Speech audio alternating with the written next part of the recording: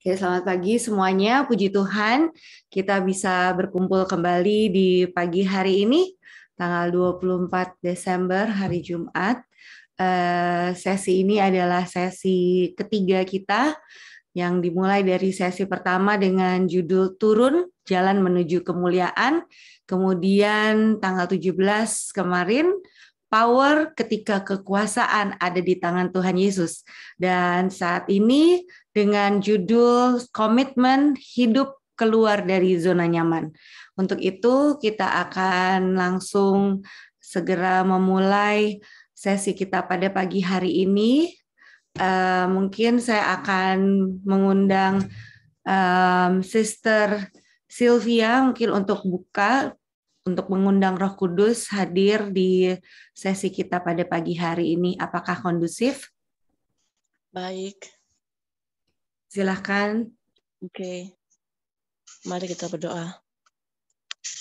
Bapa kami yang bertak dalam kerajaan surga, bersyukur dan berterima kasih ya Tuhan, karena Engkau telah bangunkan kami semua dengan tubuh yang sehat, sehingga kami bisa berkumpul bersama Tuhan, untuk mendengarkan perkabaran yang sangat luar biasa dari Pendeta Gary. Bapa di surga, yang Kau mengirimkan kuasa Roh Kudus, buat Pendeta Gary Zakaria Tuhan, sehingga beliau bisa menyampaikan perkabaran firman Tuhan, dan kami yang mendengarkan juga Tuhan bisa mengerti dengan baik. Dan doa kami Tuhan, sempurnakan yang kurang, kami alaskan doa ini dalam nama Yesus selamat kami. Amin. Amin. Oke, puji Tuhan. Dan kita akan segera memulai sesi kita pada pagi hari ini. Hendaknya 19 nama yang ada pada Zoom, partisipan pagi hari ini boleh terus berdoa untuk koneksi dari khususnya Pendeta Gary dan juga untuk orang-orang yang sudah kita doakan agar supaya dengan panggilan Roh Kudus mereka boleh mengingat dan segera bergabung pagi hari ini. Silakan Pendeta Gary.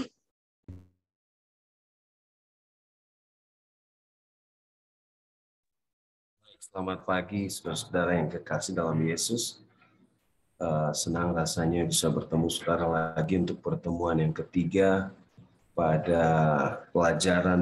seri pelajaran tentang mempelajari tabiat Yesus ketika dia ada di dunia ini. Kita sudah bertemu dari pertemuan yang pertama, bagaimana Yesus mengajarkan kita ketika kita ingin mendapatkan kemuliaan, maka satu-satunya jalan untuk melakukan itu adalah dengan turun meninggalkan segala kemegahan dan melakukan apa yang Yesus perintahkan. Turun dalam kerendahan hati. Kita juga sudah pelajari pelajaran yang kedua, bagaimana Yesus membantu kita, menolong kita untuk hidup menjadi pelayan bagi semua orang. Dan pagi ini kita akan belajar tentang Yesus meninggalkan zona nyaman.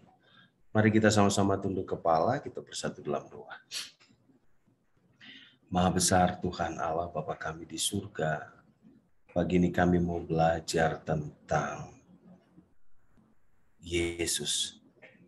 Kami tidak akan mengerti jika Roh Kudus tidak menuntun kami, membuka pikiran kami, dan mengajarkan kami tentangnya.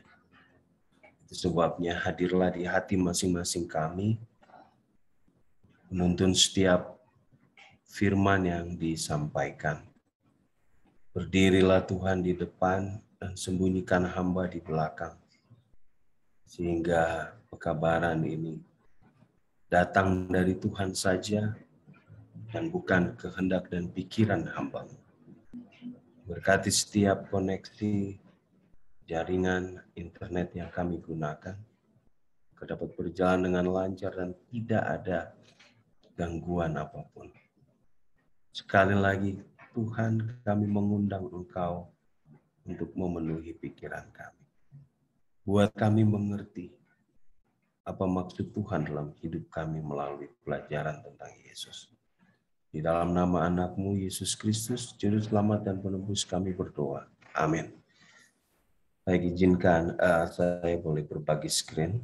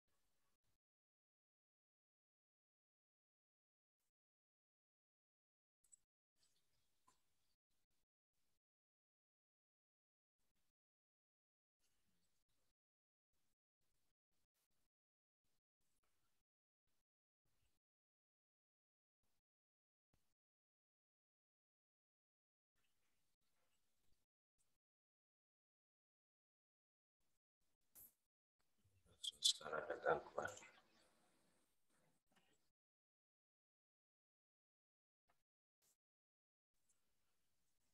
Oke. Judul renungan pagi ini kita belajar dari buku Filipi pasal 2 ayat yang ke-7 bagian A. Pelajaran tentang Yesus Kristus yang ditulis oleh Rasul Paulus.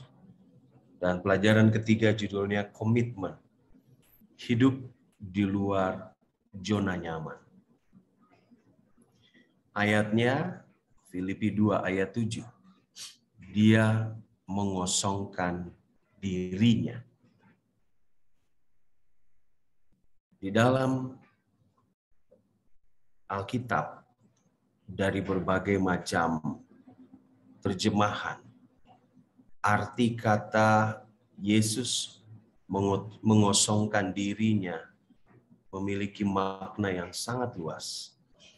Dia bukan saja mengartikan dalam satu kata, tetapi dalam bahasa Yunani ini memiliki makna yang sangat luas. Yang pertama, arti dari he emptied himself, yaitu membuat dirinya kosong. Yesus membuat dirinya menjadi kosong. Yesus menghampakan dirinya. Yesus melepaskan semua posisi yang ia miliki. Yesus meninggalkan segalanya. Yesus menjadi tidak bereputasi dengan pilihannya ini. Dan ini dilakukannya atas kehendaknya sendiri. Ia menyerahkan semua yang dia miliki.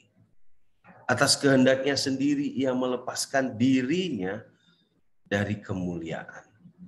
Dan dia mengosongkan dirinya dengan sukarela. Jadi kalimat ini dalam bahasa aslinya memiliki makna yang sangat jelas. Apa arti ia mengosongkan dirinya? Ketika Anda belajar tentang arti kata mengosongkan dirinya, maka Anda dan saya akan menyadari bagaimana malunya kita ketika kita melihat Yesus yang adalah Allah. Lalu dia meninggalkan semua yang dia miliki untuk menjadi sama dengan kita. Dia punya hak mempertahankan itu. Dia punya kuasa untuk itu. Namun dia mengosongkan dirinya. Dia melepaskan semuanya untuk menjadi sama seperti kita. Dalam buku dictionary, definisi nothing, ya, mengosongkan dirinya itu Yesus membuat dirinya nothing. Artinya bukan apa-apa. Artinya Yesus membuat dirinya bukan siapa-siapa. Bukan sesuatu yang penting atau layak dipikirkan. Berbeda dengan kita yang selalu mau diperhitungkan. Yesus mengajarkan kepada semua orang waktu dia jadi manusia tidak perlu repot untuk memikirkan aku. Kalau dia tamu pergi ke satu pesta, dia akan mengambil posisi untuk tidak perlu membuat dia menjadi fokus perhatian. Yesus tidak pernah menempatkan dirinya harus dinomorsatukan. Definisi nothing menurut kamus dikatakan dia tidak memiliki materi yang dapat dipakai untuk merebut banyak orang menjadi pengikutnya. Bahkan di definisi keempat dari nothing adalah dia menganggap dirinya nol. Anda bayangkan, Yesus menganggap dirinya nothing, mengosongkan dirinya. Dia menganggap dia itu nol. Kadang-kadang kita ingin menunjukkan kepada setiap orang dalam segala kelemahan kita, bahwa jangan anggap remeh saya. Tapi Yesus tidak. Ketika dia jadi manusia, dia menganggap dirinya bukan apa-apa.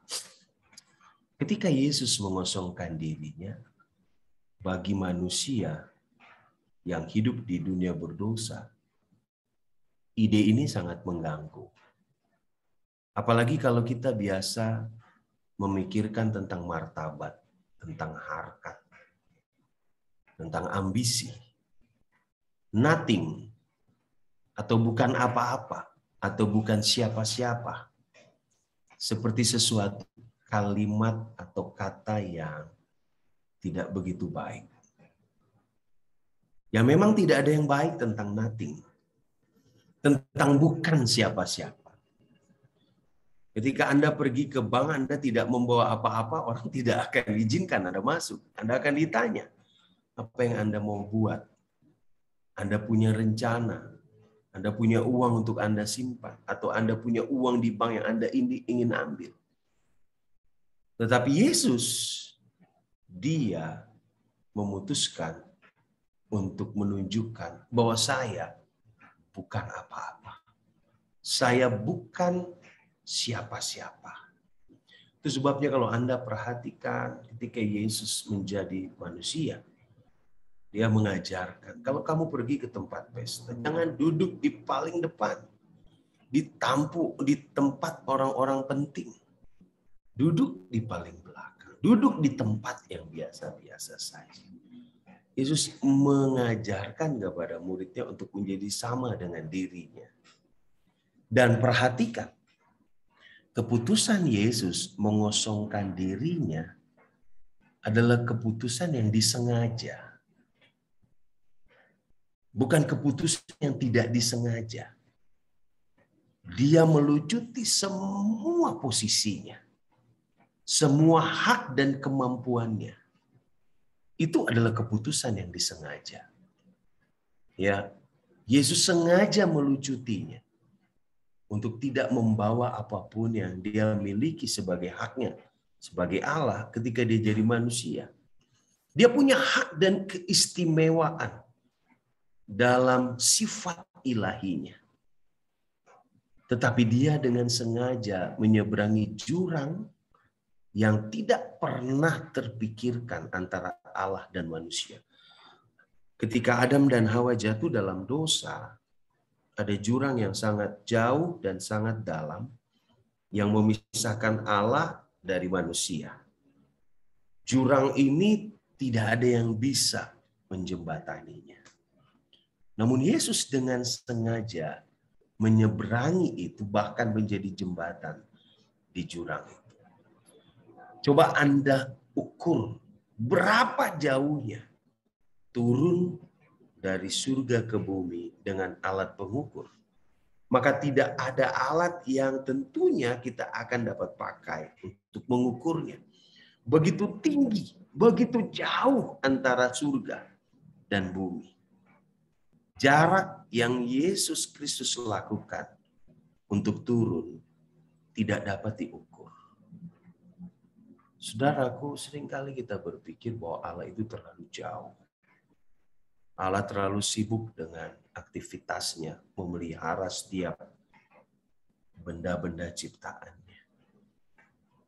Dan kita seringkali berpikir, siapalah saya di dunia ini? Siapalah saya di antara jutaan orang yang saat ini sedang mengalami kesusahan?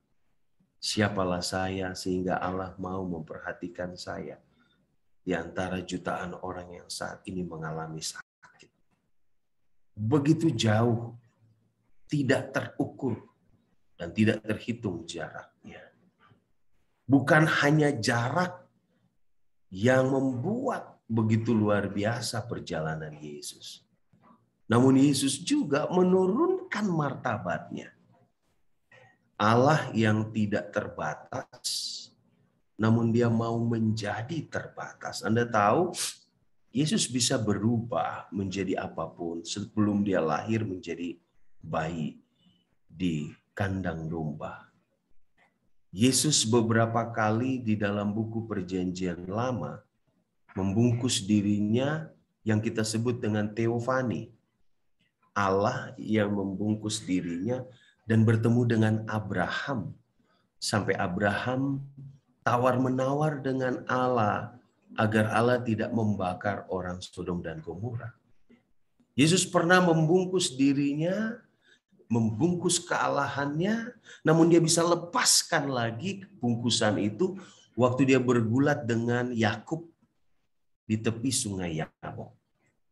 Yesus pernah bertemu dengan para pemuka-pemuka kerajaan Medo Persia ketika mereka mencoba untuk melarang bangsa Israel pulang ke Yerusalem.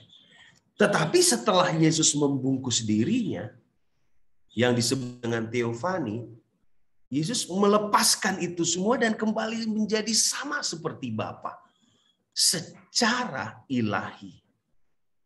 Tetapi Anda bayangkan ketika dia memilih menjadi bayi dan mengambil rupa seorang manusia, dia tidak bisa lepaskan lagi hal itu. Dia gunakan tubuh yang sama dengan Anda dan saya saat ini. Dan tubuhnya itu adalah tubuh yang terbatasi. Anda bayangkan, bukan hanya jarak yang dia harus tinggalkan dari surga yang mulia ke dunia, tetapi dia harus turun yang tadinya pusat perhatian seluruh alam semesta. Wahyu 4 mengatakan, dia ada di tengah-tengah takhta surga. Semua malaikat, semua umat tebusan yang saat ini sudah ada di surga. Ada Henok, ada Elia, ada Musa, dan ada 21 orang lainnya yang tidak tertulis namanya, yang saat ini ada menjadi 24 tua-tua. Dari mana 21 orang itu? Nyonya White katakan, merekalah yang bangkit pada waktu Yesus disalib, dan selama 40 hari mereka bersama-sama Yesus mengelilingi Yerusalem dan sekitarnya. Lalu pada waktu Yesus naik ke surga, mereka juga terangkat ke surga. Mereka lah orang-orang kudus yang dibangkitkan waktu Yesus mati. Dan di surga, malaikat dan semua orang-orang yang ada di surga menyembah Dia siang dan malam. Dan Anda bayangkan, dari fokus penyembahan, dia turun menjadi hamba. Pencipta segala semua makhluk dan semua yang ada di dalamnya. Dia adalah energi dan kekuatan yang menyatukan semuanya. Kenapa penciptaan hari yang pertama mengatakan jadilah terang? Dia adalah energi, terang itulah kuasa dari Allah untuk menggerakkan semua aktivitas dunia ini. Namun dia turun menjadi sama seperti Anda dan saya. Anda perhatikan, dia tinggalkan kenyamanan hidup di surga untuk menjadi sama seperti manusia. Yesus bukan pembantu. Dia bukan asisten Allah. Dia adalah Allah. Dia bukan orang kedua yang kekal atau pewaris takhta yang akan pernah dihampakan. Dia itu Allah yang memiliki 5 sifat. Kekal, dia tidak dilahirkan, omnipotent, omniscience, omnipresent. Tapi dia memilih untuk turun, melepaskan hak-hak ilahinya. Dia menukar penyembahan dengan kutukan. Dia menukar pujian dengan ludah di wajahnya. Bagian dari Trinitas yang kekal, yang mampu melakukan segala hal yang manusia tidak bisa lakukan. Dia hadir dalam setiap hal. Hari ini saat kita belajar, dia hadir bersama kita. Dan dia tahu bahkan isi hati kita yang kita tidak pernah katakan. Dia tahu. Namun ketika dia jadi manusia, dia menyerah pada batasan-batasan yang mengikat dari kedagingan. Anda bayangkan, dia tinggalkan zona kenyamanannya. Dari surga ke bumi, dari Allah ke manusia. Tapi itu masih tidak dapat mengukur keseluruhan dari tindakan Yesus Kristus yang memutuskan untuk turun lebih rendah lagi dari manusia. Dia bukan hanya menjadi manusia, dia menjadi hamba. Bahkan dia menghadapi salib. Yang semua orang menolak untuk memikulnya, bahkan menerima mati di sana. Tidak banyak orang yang mau dan bersedia mati di salib. Itu sebabnya inilah hukuman yang hanya diberikan kepada para penjahat. Namun Yesus menerima dan menghadapi salib. Yang kasar, yang kayunya terpecah-pecah dan menusuk ke dalam dagingnya. Dan kematiannya berdiri antara bumi dan langit. Dia digantung. Berlumuran darah. Dan dia menerima itu. Menerima sebagai kematiannya. Ketika dia mati, Anda perhatikan. Dia tidak seperti kita yang mati memakai jas. Memakai baju, gaun yang paling terbaik. Bahkan keluarga membeli baju, sarung tangan, sepatu, dan semua yang terbaik diberikan kepada keluarga yang meninggal. Bahkan di gereja ketika ada orang tidak mampu meninggal, maka gereja akan membeli pakaian atau busana yang dapat dikenakan kepada orang yang miskin itu supaya di dalam peti jenazahnya dia kelihatan begitu cantik atau begitu tampan. Tetapi Yesus, Anda bayangkan, ketika dia mati, dia hanya menggunakan secari kain yang menutupi auratnya. Dan hanya salib dan secari kain itulah yang dimilikinya. Dia diabaikan, dia dihancurkan, dia ditinggalkan manusia, dan juga ditinggalkan oleh Bapa yang di surga. Dia ditarik dari salib dan dikuburkan. Dan itu bukan kuburan dia. Itu adalah kuburan orang lain yang dipinjamkan kepadanya. Dia tidak punya rumah. Tidak pernah ada alamat Yesus di Alkitab, di buku Injil yang mencatat di mana dia tinggal. Dia tidak pernah punya tanah. Dia tidak pernah punya uang. Bahkan ketika pemuka agama mengklaim dia untuk membayar pajak, dia tidak punya dompet untuk menyimpan uangnya. Dia suruh Petrus mengail ikan di Danau Galilea. Dan ikan itu di dalam mulutnya, di dalam tubuhnya ada koin yang Yesus katakan, berikan itu menjadi pajak. Yang seharusnya dia tidak perlu bayar pajak. Karena dialah yang punya semuanya. Anda bayangkan. Dia yang ciptakan ikan, yang ciptakan dunia. Lalu dia diwajibkan membayar pajak. Dan dia tidak punya apa-apa.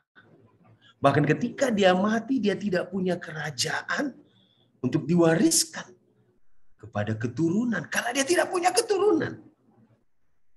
Dia punya hanya sedikit pengikut. Yang bahkan melarikan diri ketika dia ditangkap. Dari sudut pandang dunia, Yesus telah turun lebih rendah dari manusia. Dia meninggalkan zona nyamannya saat itu. Dia turun begitu rendah dari manusia. Tapi ada satu langkah ke bawah yang di mata surga Itu adalah jalan yang turun lebih dalam lagi dari semua yang Yesus lakukan. Saudaraku, tinggalkan surga menuju dunia sudah satu pengorbanan. Tinggalkan surga dan turun derajatnya sudah sebuah pengorbanan yang luar biasa. Tapi ini ada yang jauh lebih dari kedua hal sebelumnya. Apa itu? Dari yang tidak berdosa. Anda bayangkan, dia dibuat menjadi dosa. Sangat berbeda dengan kita. Yang pasti menolak ketiga-tiganya. Turun meninggalkan segala hal yang kita miliki akan tentu memerlukan ribuan alasan, ribuan pemikiran.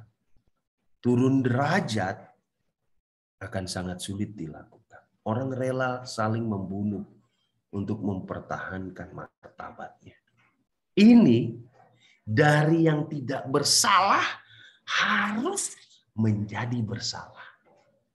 Dari yang tidak berdosa harus dianggap menjadi dosa. Inilah yang disebut dengan dia turun lebih jauh lagi ke bawah. Meninggalkan zona nyamannya. Ke dalam jiwa Yesus. Serangan kebencian dari setiap kebohongan datang kepadanya.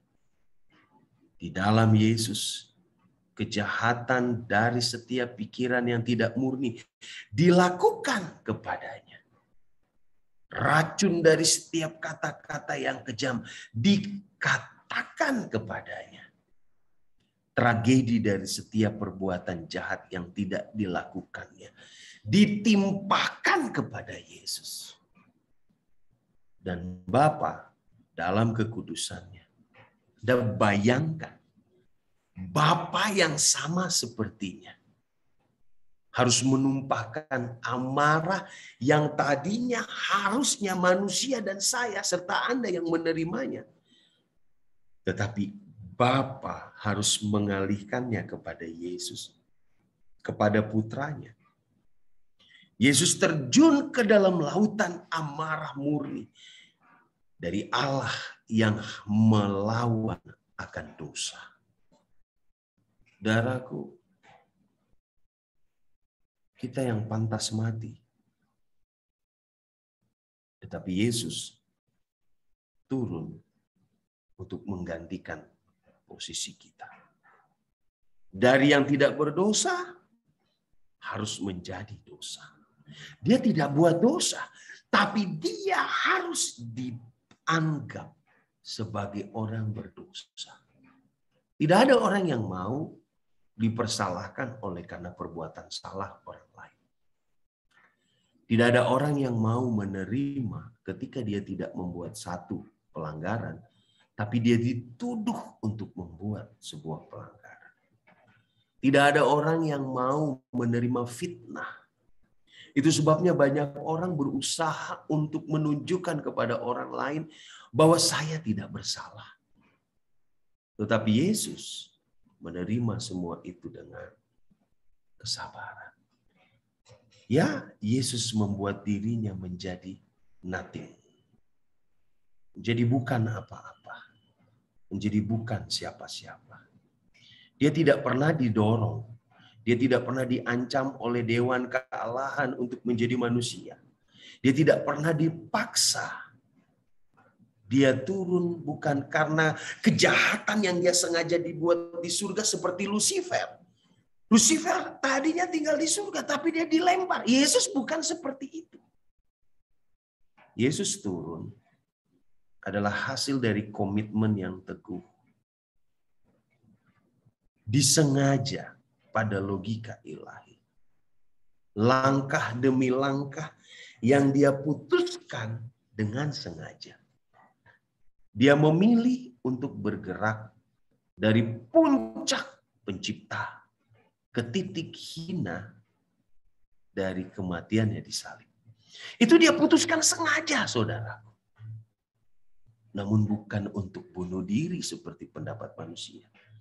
Dia putuskan itu karena dia harus menyelamatkan Anda dan saya. Sejak dia meninggalkan surga, dia hanya memiliki satu arah tujuan. Satu jalan yang paling lurus. Apa itu?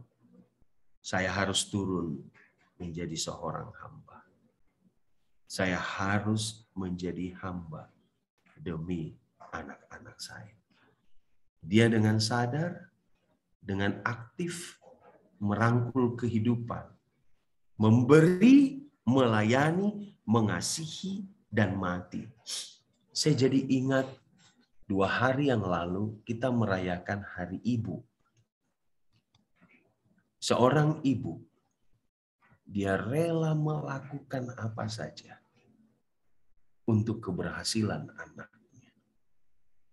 Bahkan kalau dia bisa memiskinkan dirinya agar anaknya bisa sekolah.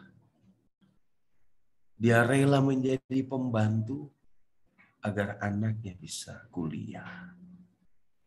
Dia rela menjadi tidak punya apa-apa, asalkan anaknya hidup bahagia. Dan Yesus melakukan sesuatu yang lebih dari apa yang seorang ibu bisa lakukan. Dia mati bagi anak-anaknya. Dia mengambil keputusan untuk nothing. Siapapun di antara kita yang pagi hari ini hadir dan merasa diri terbuang, merasa diri ditinggalkan, merasa diri dijolimi, diperlakukan dengan tidak wajar. Untuk Andalah Yesus datang. Dia memberi, dia melayani, dia mengasihi, bahkan dia mati untuk Anda.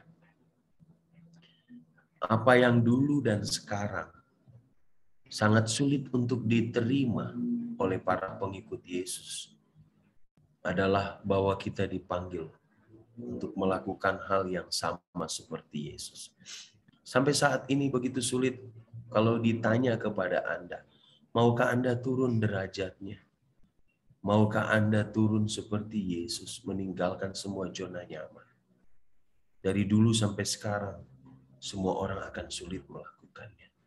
Tapi Yesus bilang, engkau harus menjadi nothing. Engkau harus menempatkan dirimu bukan apa-apa. Engkau harus menempatkan dirimu bukan siapa-siapa. Engkau harus mengikuti aku dengan menuruni tangga zona nyamanmu. Dengan sengaja, langkah demi langkah. Saudaraku, Yesus memilih menjadi hamba. Itu bukan terjadi begitu saja, tiba-tiba tidak. Tapi Yesus memilih langkah demi langkah.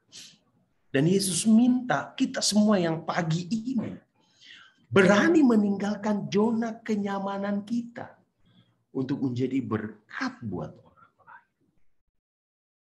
Yesus minta kita untuk menjadi sama seperti Dia.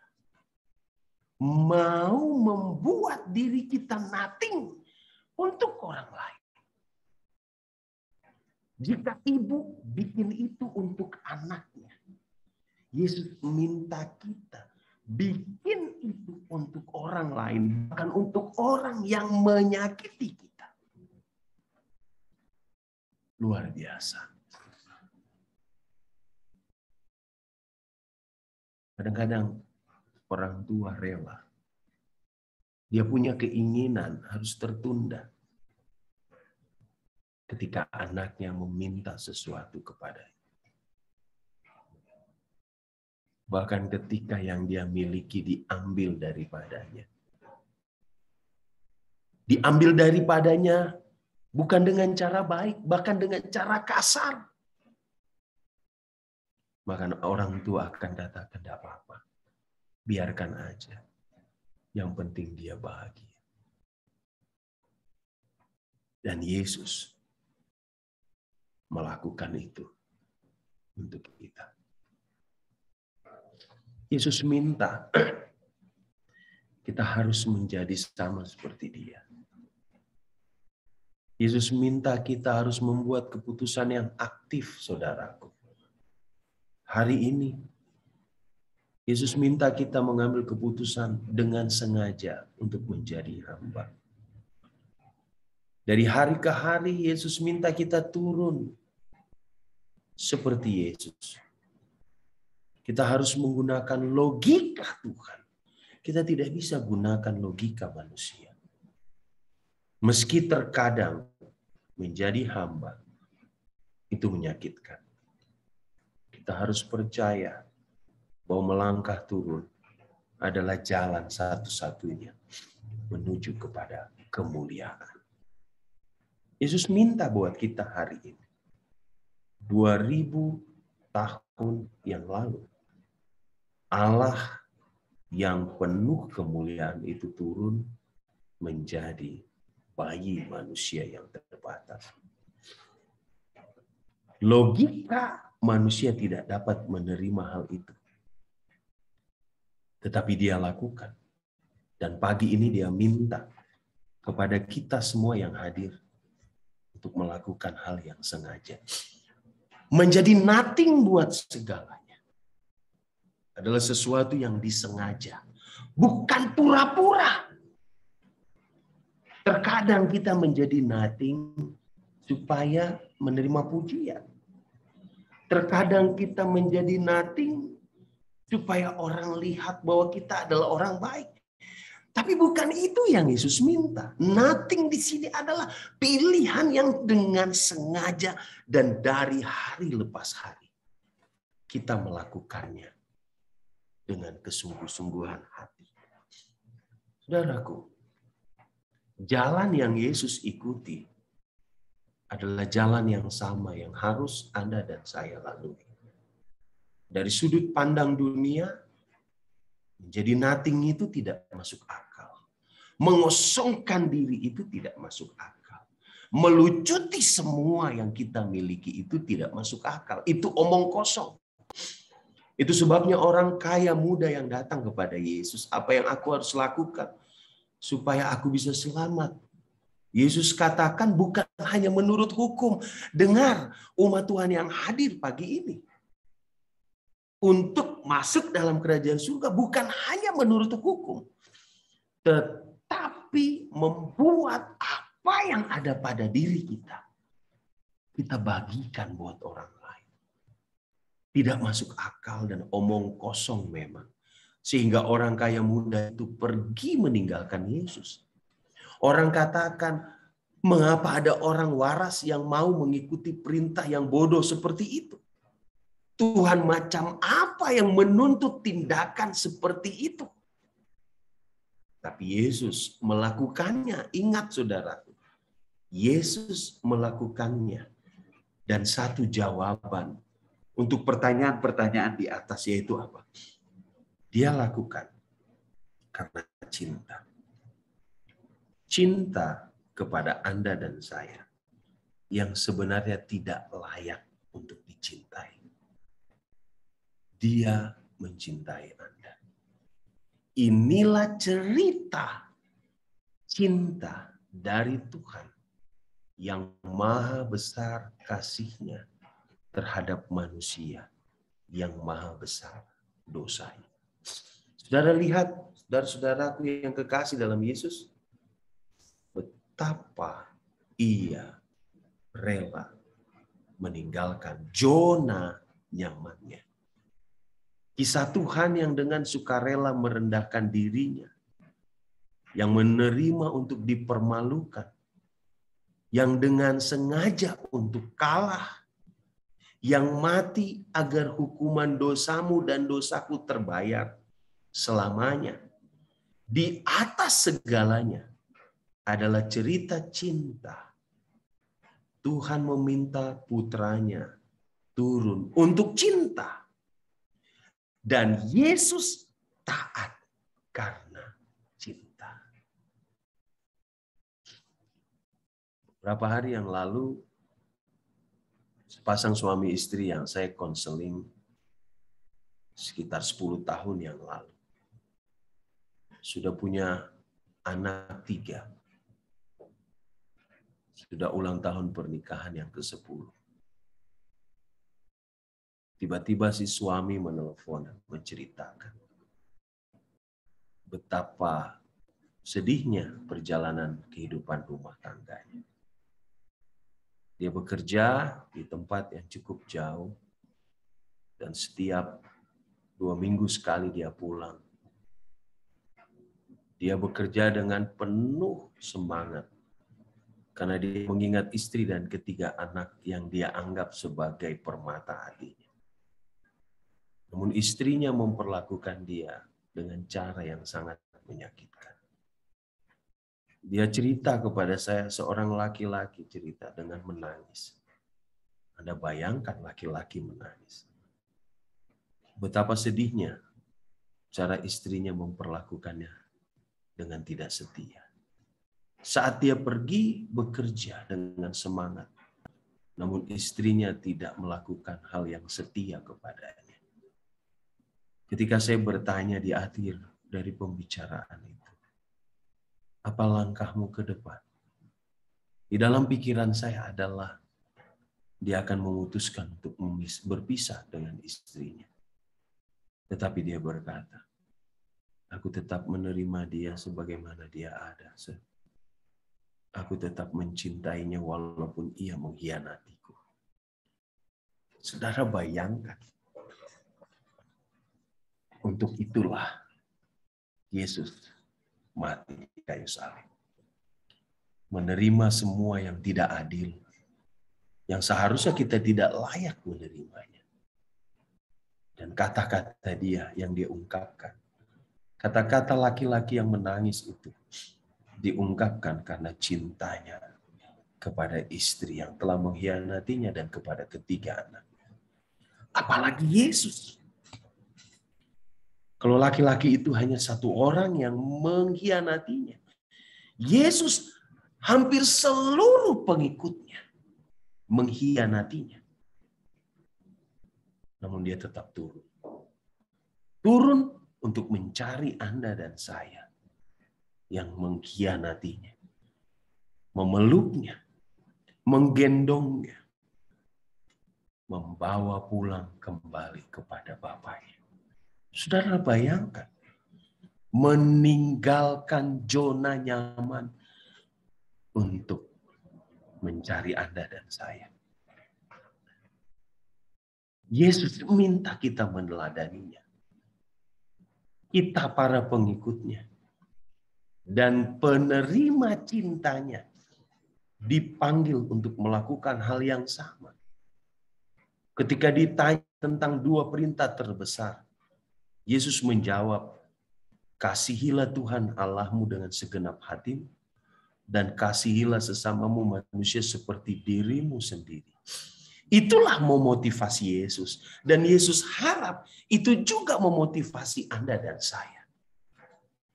Kalau saya sebagai pendeta, saya harus mengasihi seluruh anggota jemaat saya. Bahkan mungkin mereka seringkali menyakiti saya. Kalau saya sebagai seorang dokter, saya tetap harus mengasihi pasien saya yang mungkin tidak sepenuh hati menuruti nasihat-nasihat supaya dia sembuh. Kalau saya seorang guru, saya harus mengasihi semua murid saya tanpa pandang bulu. Mungkin dia murid yang sering membuat hati saya kesal. Kalau saya adalah seorang pemimpin perusahaan, saya harus mengasihi anak buah saya yang mungkin telah melakukan satu keputusan yang sangat salah, membuat kerugian bagi usaha saya. Kalau saya adalah orang tua, saya harus terus mengasihi anak-anak saya dengan apapun yang mereka pernah lakukan untuk menyakiti diri saya. Kenapa? Dengan motivasi apa yang saya lakukan bukan hanya sekedar mencari keuntungan, bukan mencari kenyamanan, tetapi itulah yang Yesus telah lakukan untuk saya. Yesus sekali lagi mengambil kehampaan diri Dia tidak melakukan hal itu karena kebetulan, tetapi dia melakukan sebagai sebuah pilihan. Dia tinggalkan kenyamanan sebagai sebuah pilihan. Dan masing-masing kita, Yesus minta pagi ini mengambil pilihan yang sama seperti Yesus. Pilihan untuk menjadi hamba. Bagaimanakah dengan Anda dan saya? Apakah kita mau memilih untuk berkomitmen meninggalkan zona nyaman kita? Hidup seperti Yesus, mengutamakan yang lain daripada dirinya. Kita bertemu dengan beberapa orang yang merasakan tuntunan untuk turun ke bawah, menerima penurunan pangkat demi memajukan pekerjaan Kristus. Semua yang tidak pernah merasa menyesal mengikuti petunjuk seperti itu. Tetapi mereka semua menghadapi tingkat ketidaknyamanan tertentu. Karena banyak pilihan yang benar-benar menyakitkan. Saudaraku, Matius, salah satu murid Yesus, adalah orang yang kaya. Jangan salah. Matius adalah orang yang kaya karena dia bekerja sebagai seorang petugas pajak, pemungut cukai. Dan ketika Yesus bertemu dia dan mengatakan, tinggalkan semua itu, ikutlah.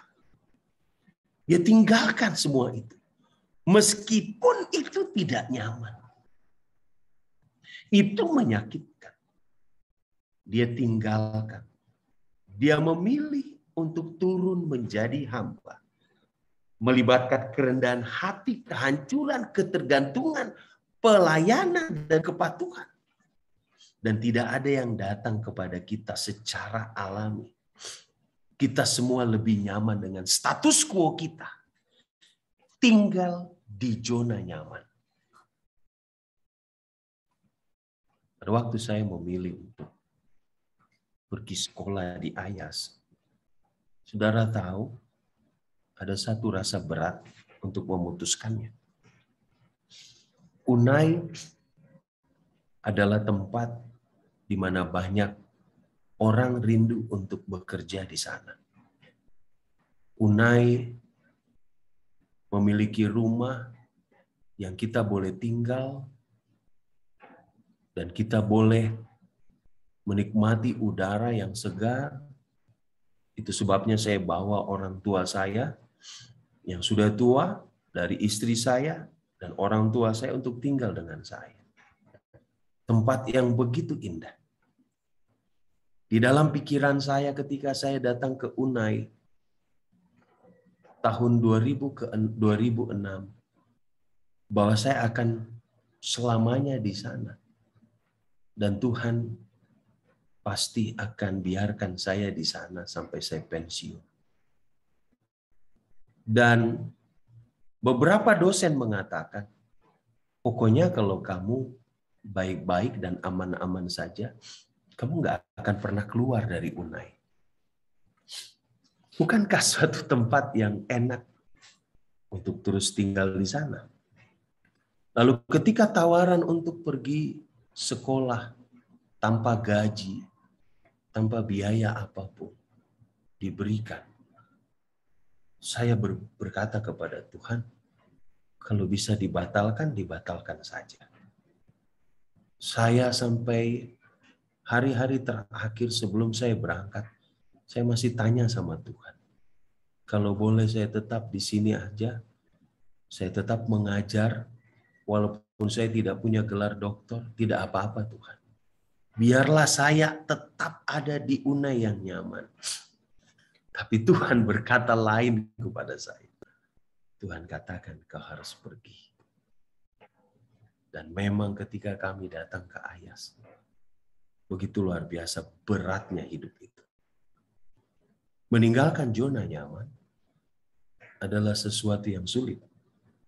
Karena kita semua tinggal senang di status quo. Status di mana kita bisa dapatkan kenyamanan.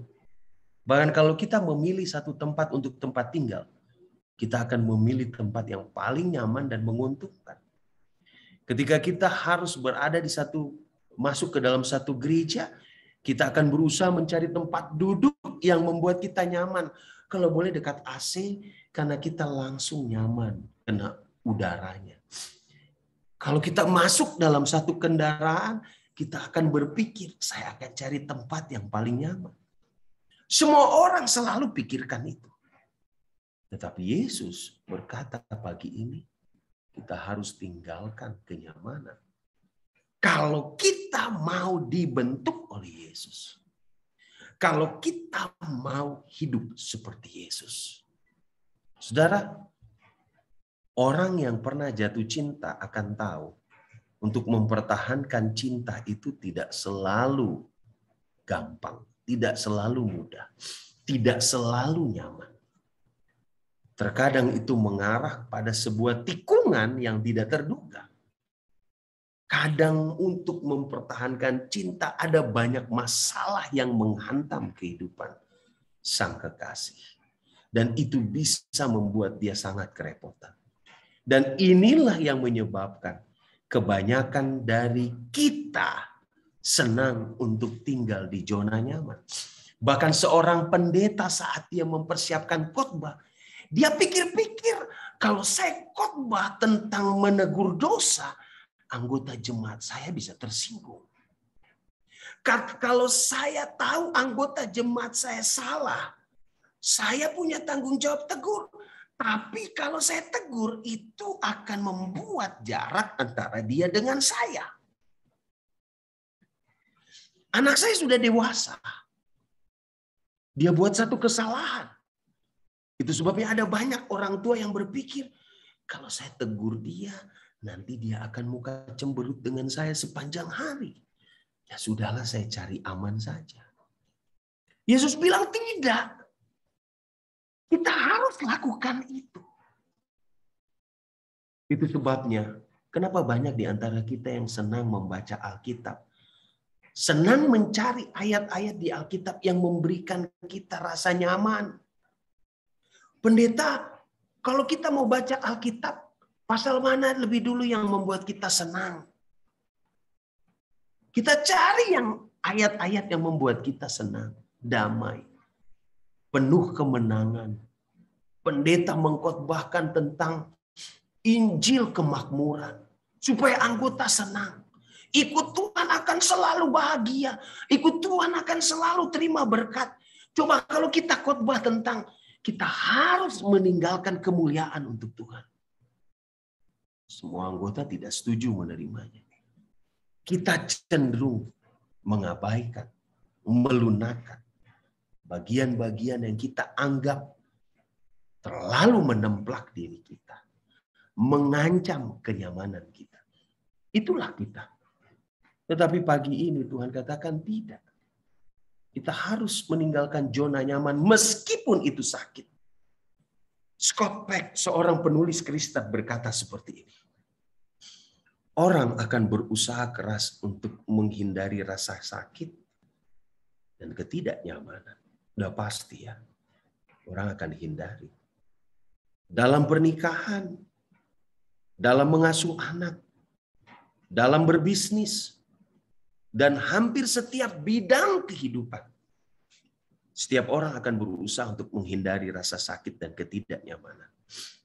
Alih-alih menangani masalah secara langsung, seringkali seseorang mengabaikannya atau mengalihkan energi mereka ke tempat lain.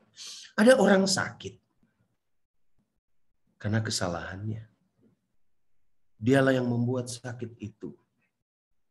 Tetapi ketika dia sakit, dia mau segera sembuh.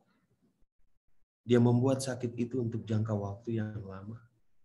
Tetapi ketika dia sakit, dia mau sembuh dalam waktu 1-2 hari. Ada orang susah karena dia yang buat susah itu. Dan ketika dia menghadapi kesusahan, dia langsung maunya enak dengan cara instan.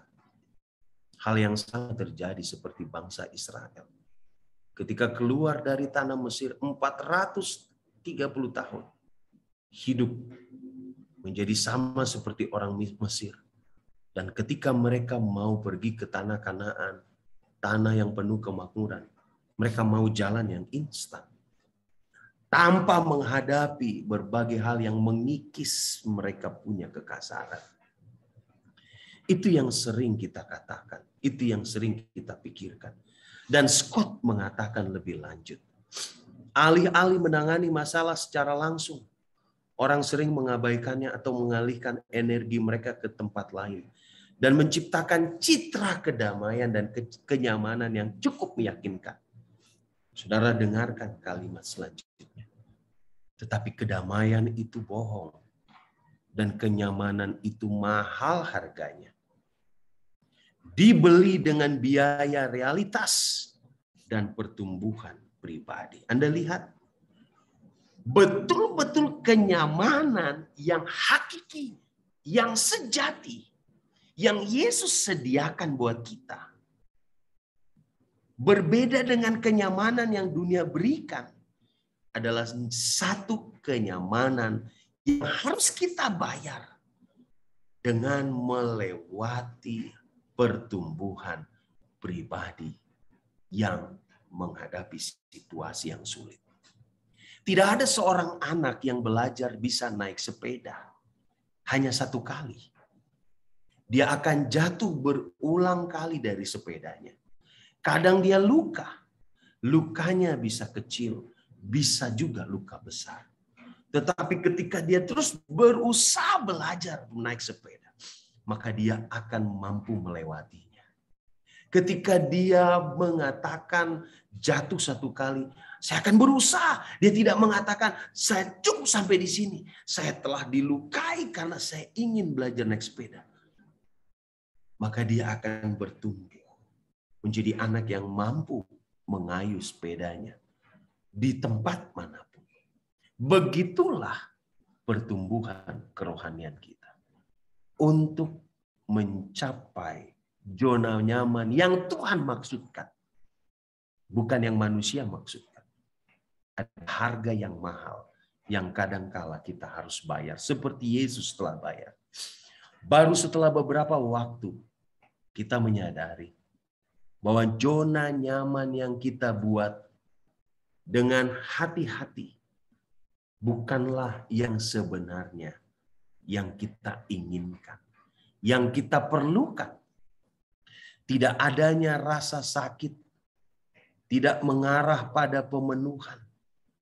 Pada kenyataannya, itu sering bekerja berlawanan. Lihat saudaraku, Tuhan sengaja izinkan Israel harus berputar untuk membentuk rohani mereka. Tuhan izinkan kita menghadapi rasa sakit untuk membentuk penyerahan kita sepenuhnya kepada Tuhan. Tuhan izinkan Ayub untuk berada di titik dasar yang paling bawah untuk membuktikan kepada Ayub bahwa Allah di atas segalanya. Allah mengizinkan kita meninggalkan zona nyaman kita yang penuh dengan kesakitan adalah untuk membentuk pertumbuhan rohani kita. Untuk kemajuan karakter kita. Anda tahu, saudara-saudara yang ikuti Zoom ini, Anda harus ingat bahwa apa yang kita kejar hari ini tidak ada satupun yang kita bawa kalau kita mati. Saya ulangi, saya sedang pergi ke Ayas untuk mendapatkan gelar doktor. Tetapi ketika saya mati, gelar itu tidak terpakai. Banyak di antara manusia yang mengejar materi, mengejar popularitas, mengejar kesenangan dunia. Namun saat mereka mati, apa yang mereka kejar tidak ada satupun yang mereka akan bawa. Tetapi Allah memindahkan kita dari zona nyaman untuk pergi ke zona tidak nyaman. Kita harus bertumbuh melewati rasa sakit. adalah untuk membentuk karakter kita. Apakah yang kita bawa satu-satunya dalam diri kita saat kita mati pada waktu kita bertemu Tuhan, waktu Yesus datang?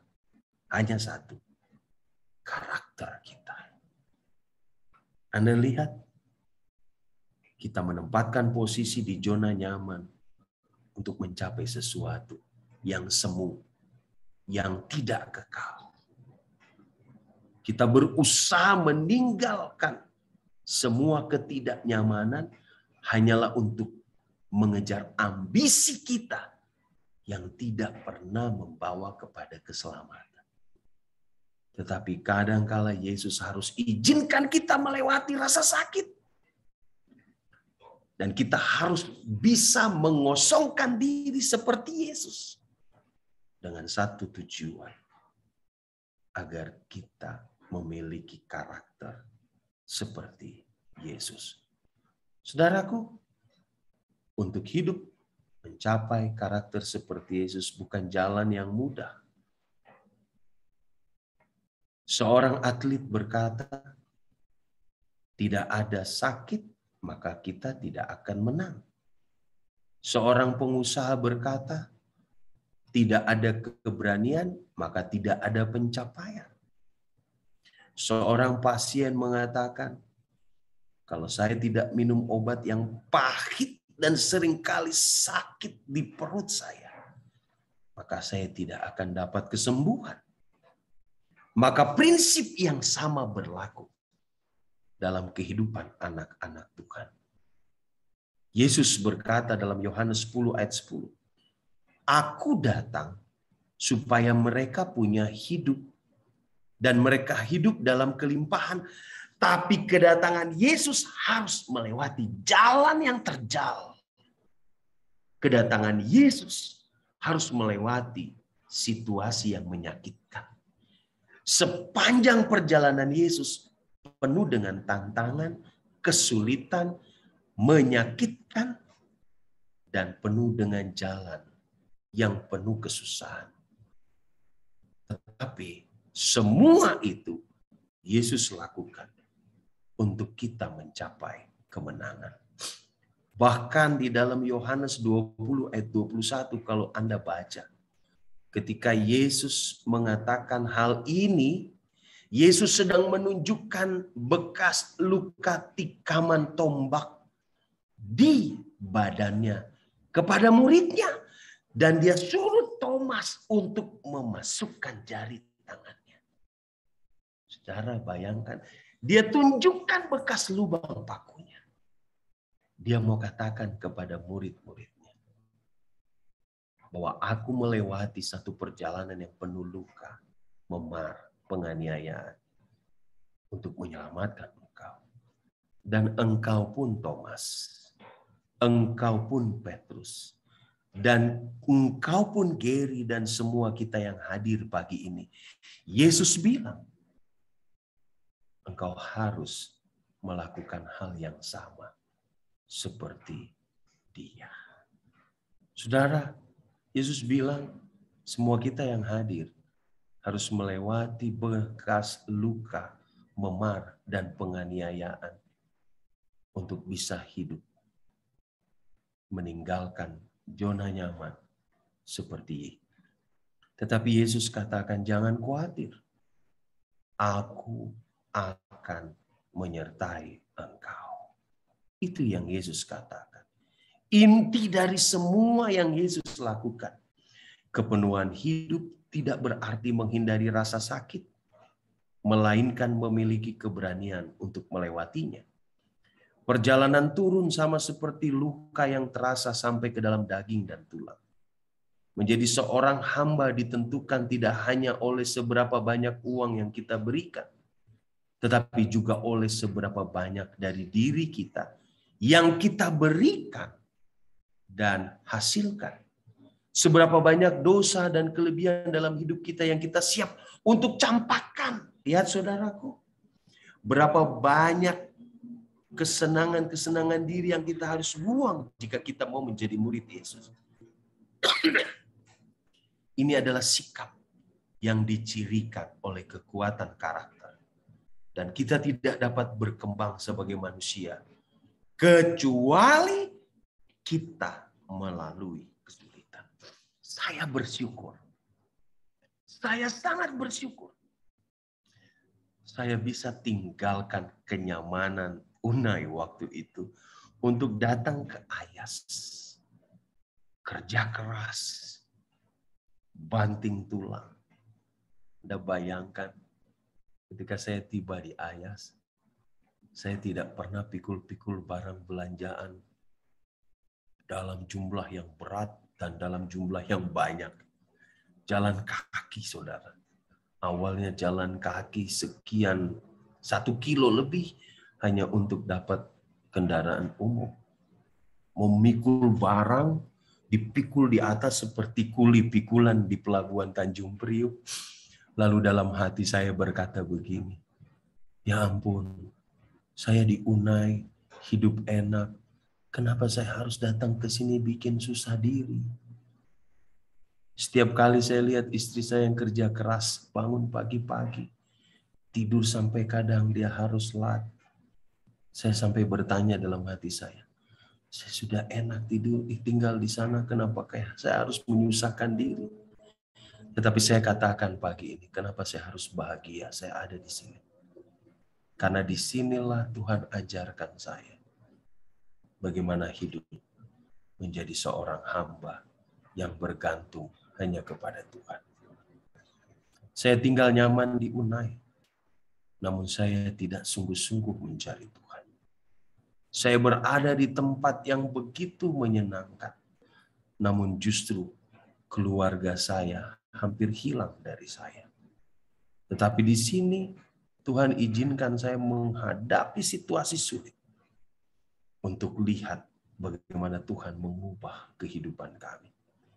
Kadangkala Tuhan izinkan kita menghadapi kesusahan hidup. Zona yang tidak nyaman adalah untuk membentuk karakter kita masing-masing. Ketika Yesus ada di bumi, dia selalu menyadari cacat karakter pengikutnya dan bertekad untuk memperbaikinya. Dia terus-menerus mendirikan cermin yang memperlihatkan kepada muridnya keserakahan, kesombongan, ketidakjujuran, amoralitas. Kata-katanya sering menimbulkan rasa malu dan rasa bersalah. Pada waktu Yesus menegur orang-orang yang dicintainya, Yesus sepertinya bukan seorang yang mudah bergaul. Yesus mengungkapkan siapa kita dan siapa kita seharusnya melalui apa yang firman Tuhan katakan. Dan dia masih melakukan hal itu sampai sekarang. Apa yang kita lakukan ketika orang lain atau Roh Kudus mempertanyakan kejujuran, kebaikan, moralitas, dan keegoisan kita? Apakah kita mundur kembali ke zona nyaman kita yang tanpa kita sadari itu menipu kita dan membuat kita hancur? Inilah waktunya saudara-saudariku mengambil keputusan. Apakah kita mau mengambil keputusan seperti Yesus dengan sengaja mengosongkan dirinya, dengan sengaja menempatkan dirinya menjadi nothing, bukan apa-apa, bukan siapa-siapa. Ada 2 pilihan pagi ini yang saya ingin sampaikan kepada Anda. Saudara mau tinggal terus di zona nyaman, atau saudara mau bergerak maju dengan bimbingan Roh Kudus untuk melewati situasi sulit apapun agar karakter saudara dibentuk. Sebelum membuat pilihan, tolong ingat akan hal ini. Ternyata zona nyaman itu tidak senyaman yang kita pikirkan.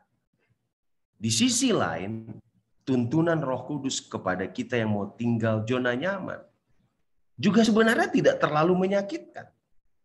Yang benar adalah jika kita membiarkan rasa takut akan rasa sakit atau kegagalan menahan kita di zona nyaman, dan pada akhirnya kita harus terus tinggal di tanah kepalsuan.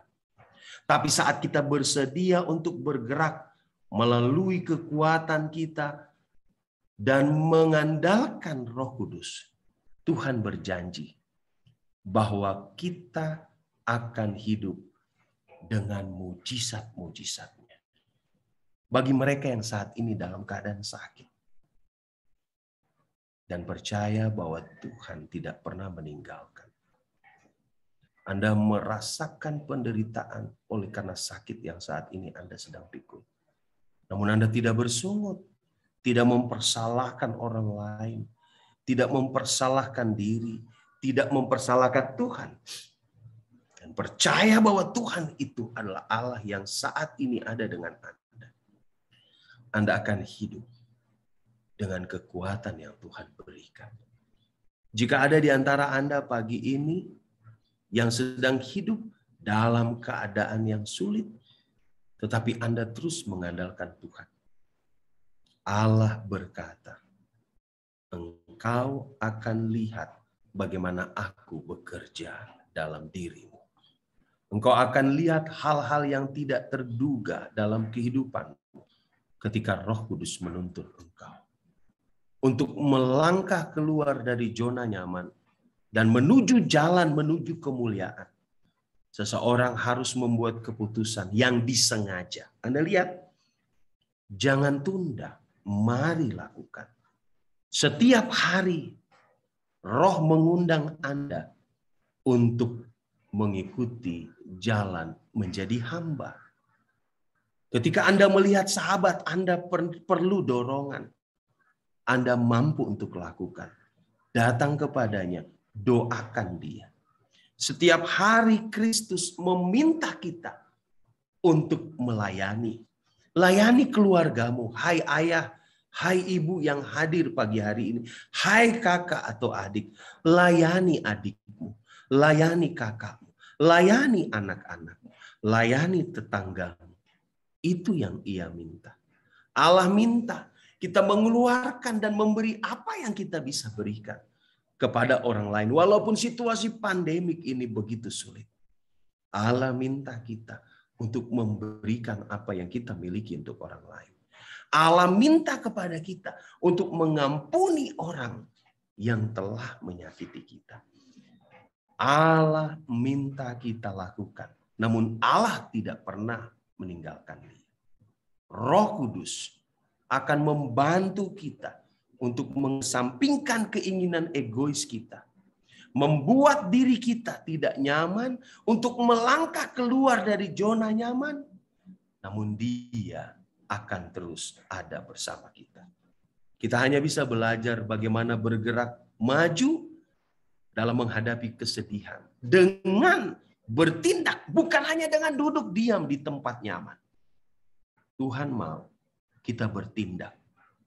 Meninggalkan zona nyaman kita yang tidak masuk akal itu. Begitu kita bergerak, begitu kita mulai mengambil langkah menjadi hamba, kita akan menemukan sukacita karena menyerahkan diri kita kepada kehendak dan perlindungan Tuhan. Kita menemukan ada kepuasan dalam mencintai orang lain. Kehidupan di zona nyaman yang kita rencanakan ternyata benar-benar membosankan. Benar-benar penuh dengan kebosanan. Dibandingkan dengan petualangan hebat yang Tuhan sediakan untuk kita. Tuhan memberkati kita. Saya bawa di dalam nama Yesus Kristus.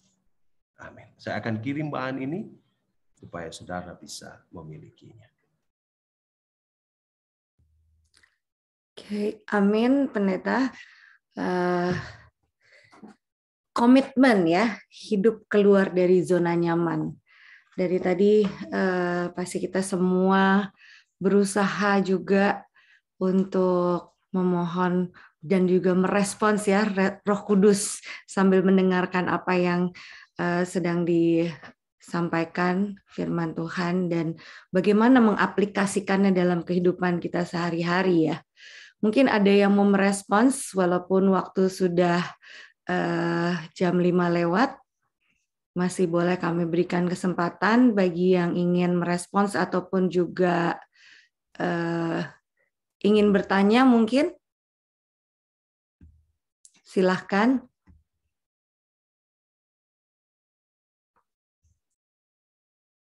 Atau masih berusaha cerna sambil menunggu 1-2 mungkin yang akan bertanya ya, secara singkat saja Pendeta. Saya memvisualisasikannya dia itu adalah anak raja ya kan. Raja itu kalau dipikir, apalagi dia raja yang memiliki alam semesta ini ya, betapa dia punya hak, yaitu punya hak. Sementara dia memilih untuk menjadi hamba, yang mana sebenarnya kalau hamba itu kan kita tidak punya hak ya, kita hanya mengikuti apa yang bisa dibilang master kita ya, kita tidak boleh memiliki 2 master juga.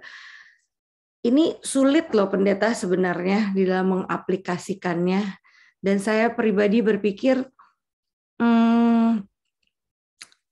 ini juga mungkin dari posisi orang tua ya. Jadi kita juga perlu mengajarkan anak-anak kita dari sedini mungkin, melatih mereka untuk bisa karena sebagai orang tua seringkali kan kita ingin memenuhi apa yang anak kita ini perlukan. Kalau perlu tidak perlu melewati hal yang terlalu sulit seperti itu. Sementara dari pekabaran pagi hari ini dan kita yang sudah dewasa itu tidak mudah gitu. Ini benar-benar saya pribadi melihat, waduh, ini jalannya bertolak belakang banget ya. Yang diajarkan, maksudnya yang kita ini hidup di dunia, tapi kita punya hal yang kita mau pulang ke surga gitu. Kita mau pulang ke rumah Bapa gitu. Jadi it's a lifetime training ya. Gimana itu Pendeta? Maksudnya step awal dulu deh, step awal. Gitu. Satu hal yang saya pelajari waktu saya masih kecil, ketika saya masih tidur nyenyak, lalu mama saya siul ya, mami saya kalau panggil anak-anaknya dengan siul. Dan semua kita harus bangun, tidak boleh ada yang tetap tidur. Harus bangun dan duduk bersama di pagi hari untuk worship. Padahal itu rasa nyaman-nyamannya untuk tidur. Bahkan saat kita sembahyang, mama saya selalu katakan, tidak boleh tidur, buka matamu. Kadang-kadang kakak saya, abang saya suka ngantuknya udah nggak tahan, dia tidur. Maka mama saya akan marah besar. Dulu waktu saya kecil, kadang-kadang saya katakan gini dalam hati saya.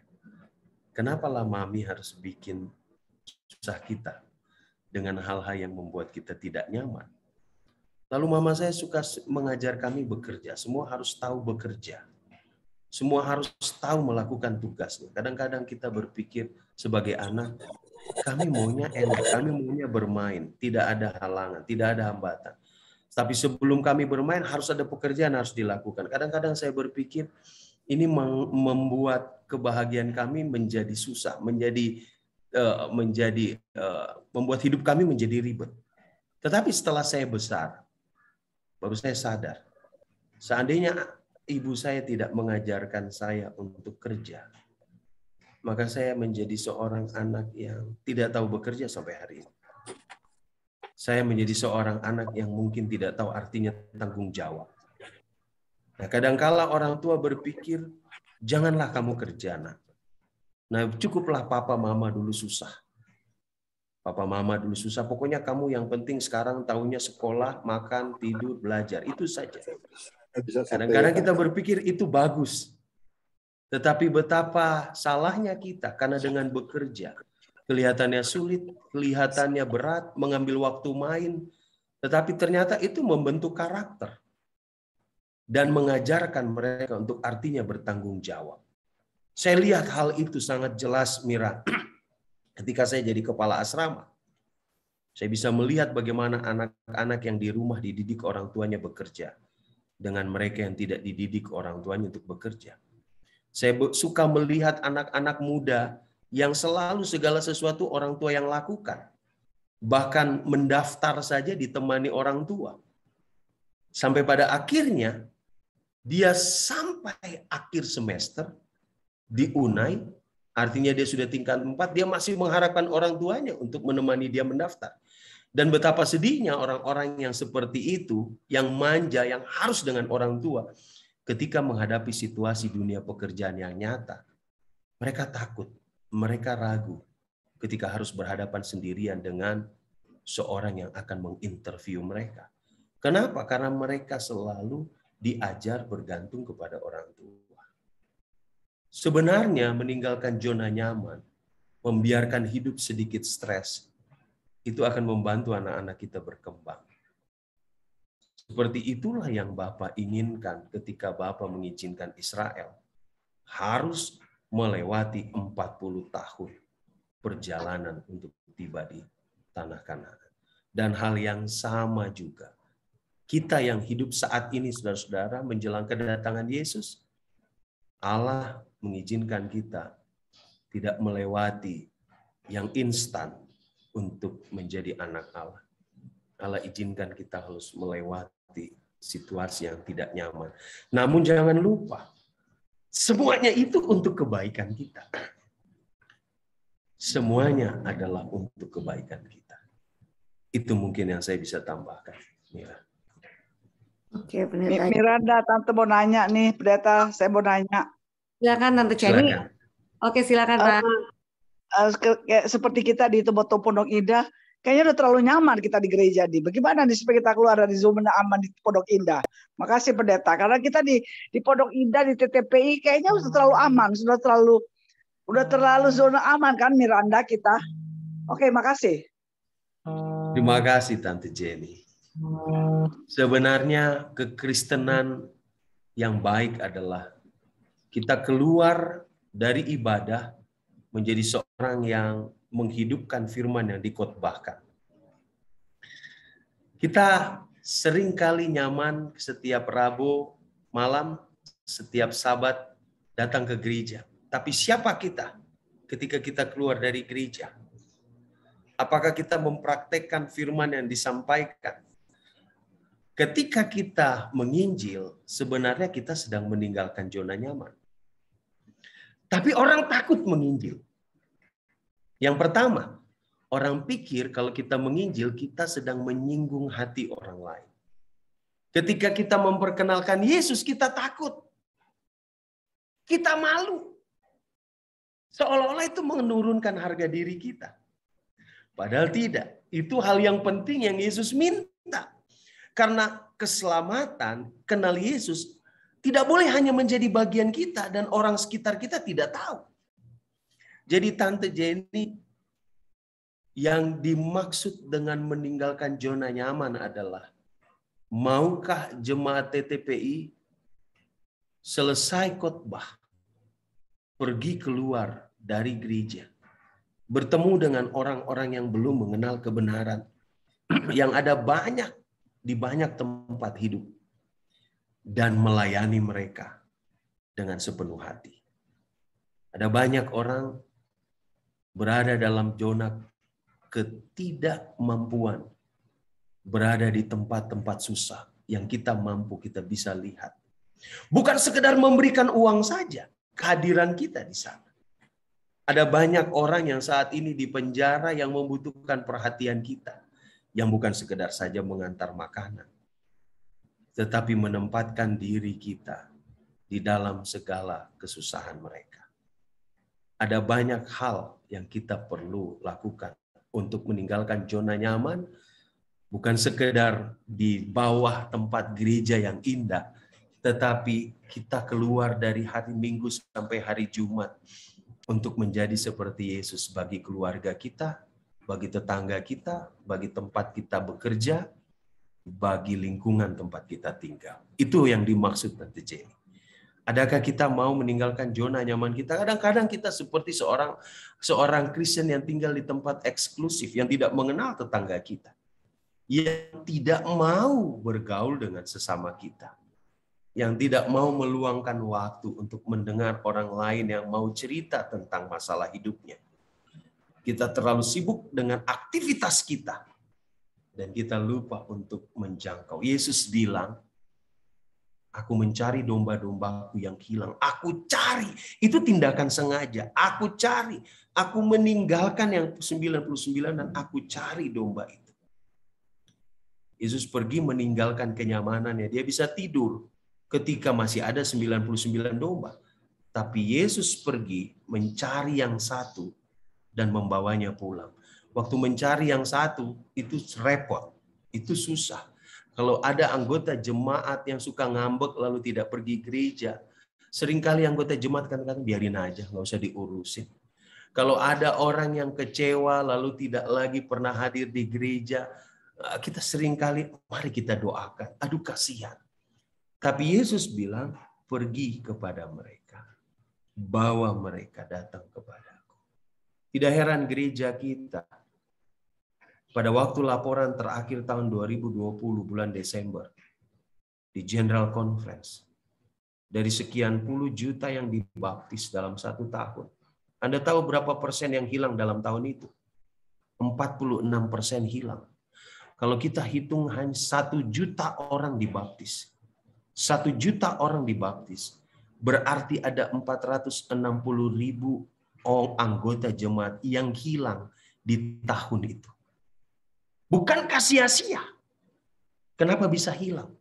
Setelah diteliti bahwa nurturing, perawatan domba-domba yang ada di gereja sangat kurang. Kita mengatur strategi untuk buat KKR, menarik banyak jiwa. Kita sambut, kita beli kado waktu seorang dibaptis. Tetapi merawat mereka yang ada di dalam seringkali kita lupakan. Dan itu yang membuat kita harus tinggalkan zona nyaman kita untuk bekerja lebih keras lagi mempertahankan jiwa-jiwa. Saya pikir itulah salah satu contoh Ibu Jenny dan Mira. Terima kasih Pendeta. Sama-sama. Oke, Pendeta, begini, kita sebenarnya sudah injury time, tapi saya ada japrian nih Pendeta ya. Mungkin ini perlu memang kita di dalam mencerna kata nyaman ini nih ya Pendeta. Apalagi kalau ini karena tadi menyinggung konteks dalam berjemaat gitu. Ini ada yang bertanya, kalau di gereja itu bukannya harus memang nyaman. Kalau tidak nyaman, nggak ada yang mau datang. Gimana ini jadinya gitu. Jadi mungkin ini persepsi mengenai kenyamanan ini ya Pendeta ya. Baik.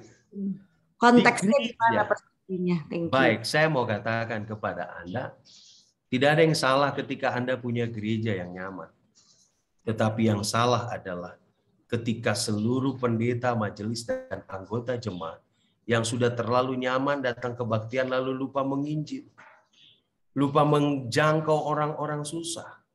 Lupa untuk pergi menjadi terang bagi seluruh umat manusia. Itu yang jadi masalah. Ya, itu yang jadi masalah. Saya terlalu nyaman di gereja sampai saya lupa tugas utama saya adalah menjadi terang bagi siapapun. Dan untuk menjadi terang itu tidak mudah. Tidak mudah untuk menjadi terang.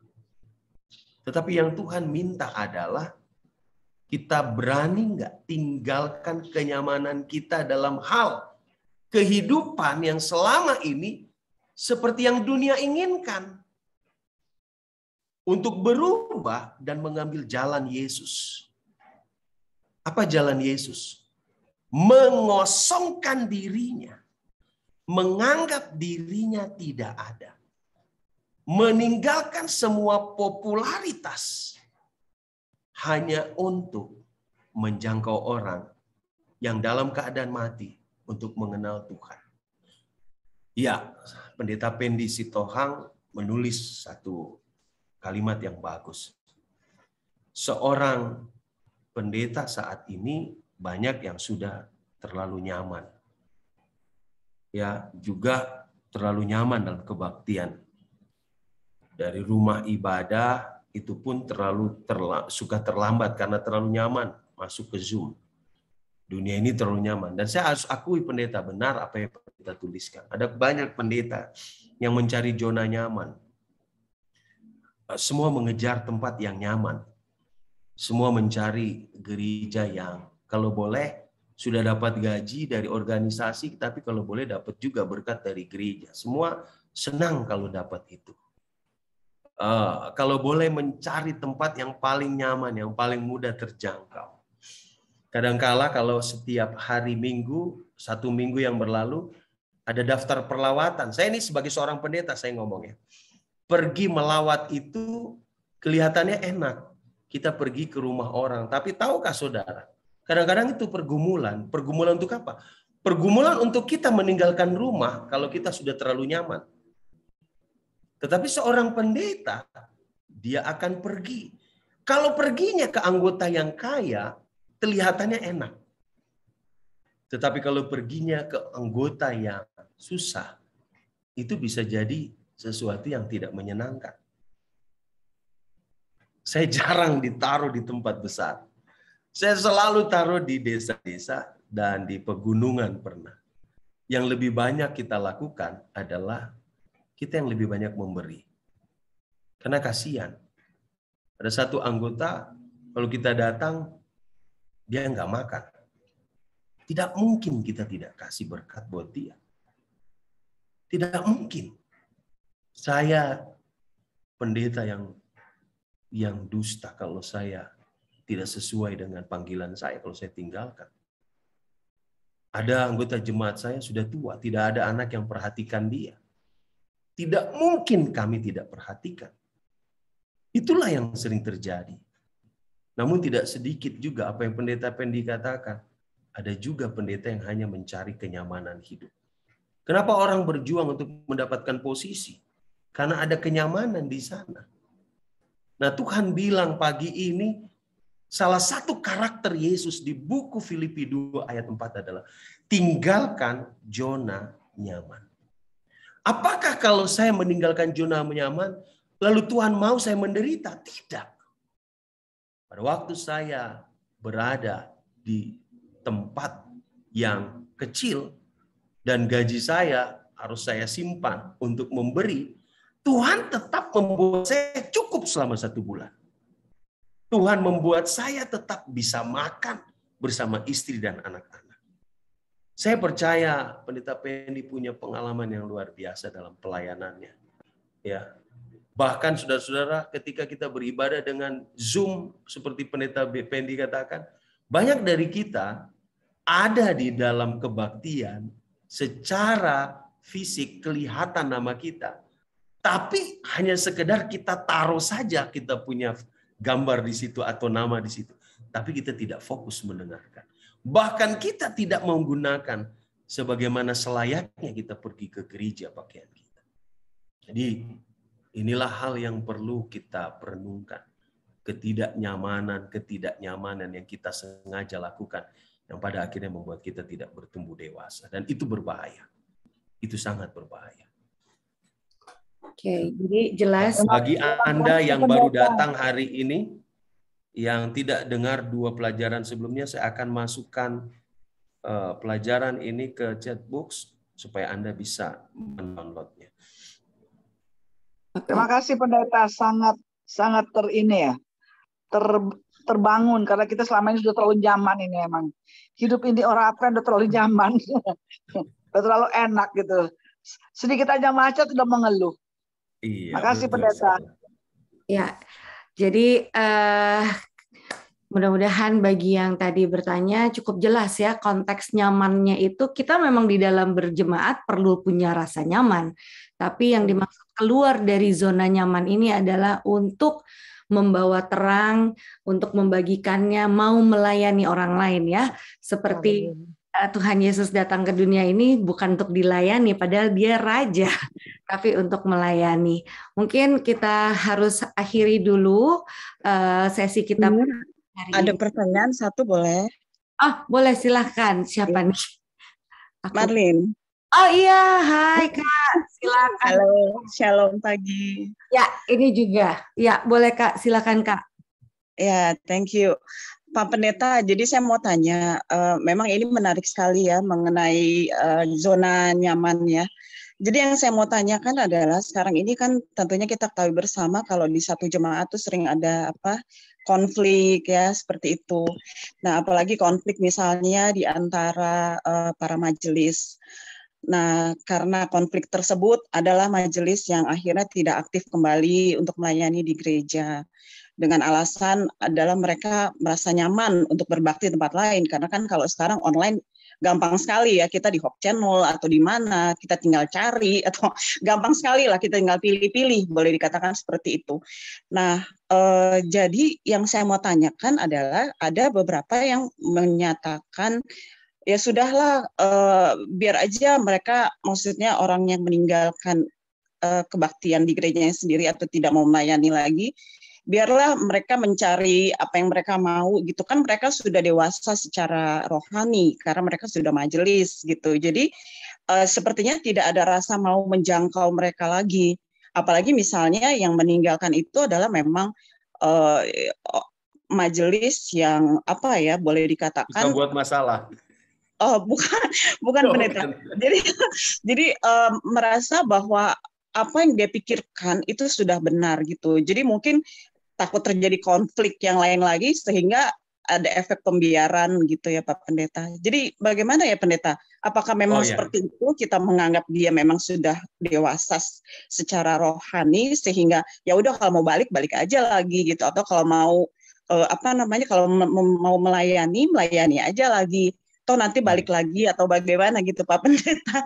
Baik, karena ya memang banyak terjadi sih Pendeta, termasuk di gereja saya. Ya, makasih Pendeta. Terima kasih Bu Karamoy.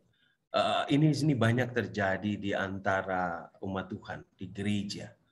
Roh kasih untuk memiliki satu sama lain itu sudah semakin hilang, semakin pudar. Dan kita tidak bisa bohongi itu. Sifat yang seperti Ibu Karamoy katakan, ini terjadi di banyak orang. Bahkan di dalam anggota majelis.